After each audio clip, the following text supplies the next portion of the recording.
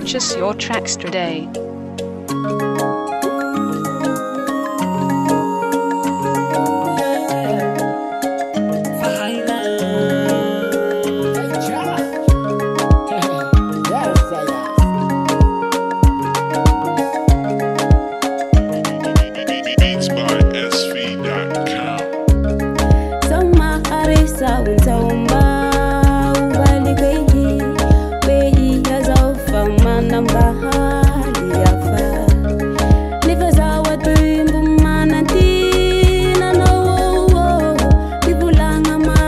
Purchase your tracks today.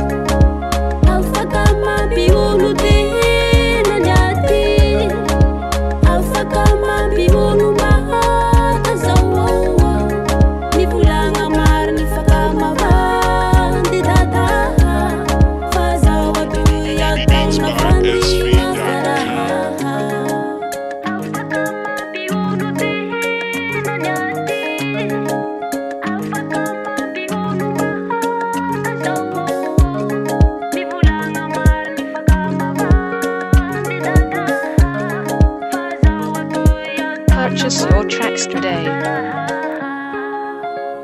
Dis-moi la vérité, s'il te plaît. Erina Kusai.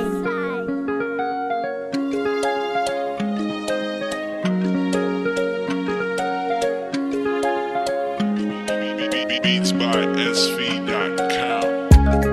Matukisa vali kufazao tsiagnary anao zao. Resan'olo ambali kitsa atao ampiasa aloha. Hiharo anjarako, hiharo safidiko. Manana confiance ma baby. Matukisa vali kufazao tsiagnary anao zao.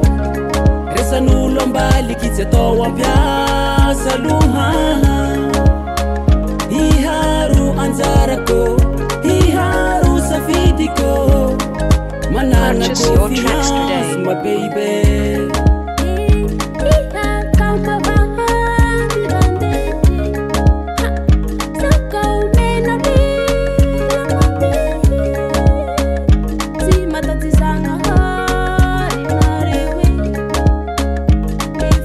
Purchase your tracks today.